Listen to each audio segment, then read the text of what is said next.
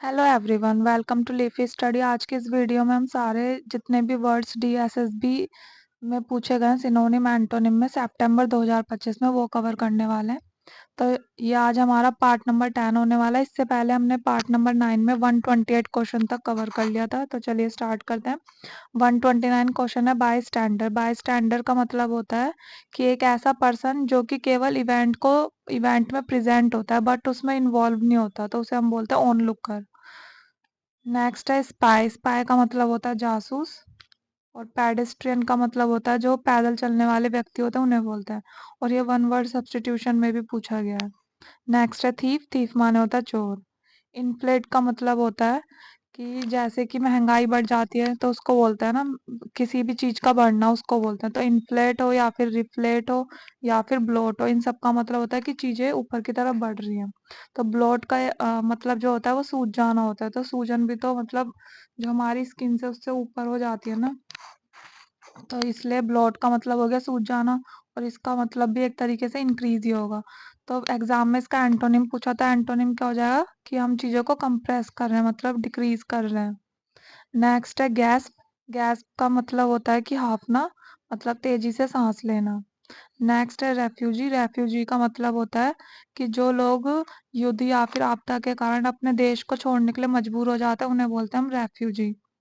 इसी तरीके से एग्री वर्ड हम पहले कर चुके हैं क्वेश्चन नंबर 61 में, तो ये फिर से रिपीट हुआ था, तो हम इसे भी रिवाइज कर लेते हैं। तो हमने वहाँ पे सिनोनिम करे थे एग्री के। क्या क्या कर चुके हैं हम एग्री के सिनोनिम? वहाँ पे हमने करा था agree, assent, consent, accede, concede,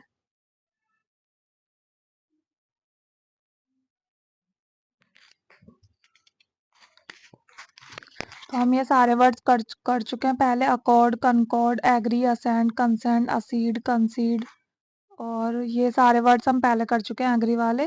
तो अगर हमें एग्री का एंटोनिम बताना था, एंटोनिम क्या हो जाएगा एग्री का? डिसएग्री।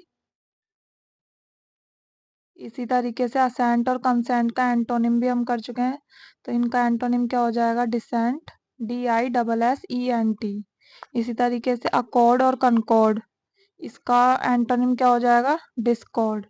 ये हम पहले कर चुके हैं, इसलिए बस रिवीजन कर रहे हैं यहाँ पर। नेक्स्ट वर्ड है हमारे पास रिकूपमेंट। रिकूपमेंट का मतलब होता है कि खोई हुई चीज की भरपाई करना। स्पेशली मनी के लिए यूज होता है कि अगर कोई मनी खो गई है तो हम उसके लिए भरपाई कर रहे हैं, उसको बोलते हैं रिकूपमेंट। नेक्स्ट है हमारे पास ऑफस्केट। ऑफस्केट का हमें यहाँ पे एंटोनिम बताना है और हमें 4 ऑप्शंस दिए हुए हैं। ये भी हम पहले कर चुके हैं क्वेश्चन नंबर 2 और 3 में, पार्ट नंबर 1 में।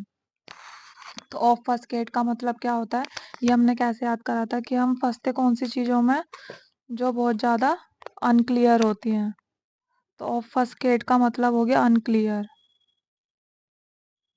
ऑफ फस्केट का मतलब हो गया अनक्लियर, और हमें इसका एंटोनिम बताना था। एंटोनिम में हमें क्या चीज देखनी है? क्लियर।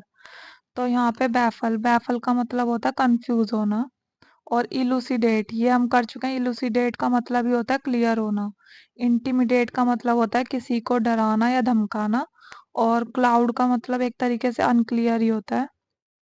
तो ये इसका सिनोनिम हो जाएगा। तो हमने क्लियर वाले वर्ड्स जो वहां पे करे थे क्या क्या थे? लूसिड से शुरू होने वाले 3 वर्ड्स क्या क्या थे?